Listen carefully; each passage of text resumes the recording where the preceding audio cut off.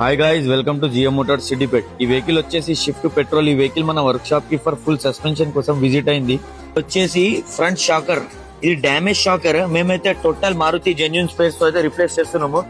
ఈ vehicle front లోహారం అయితే చూడండి, కంప్లీట్ బుష్ అయితే డ్యామేజ్ అయిపోయింది.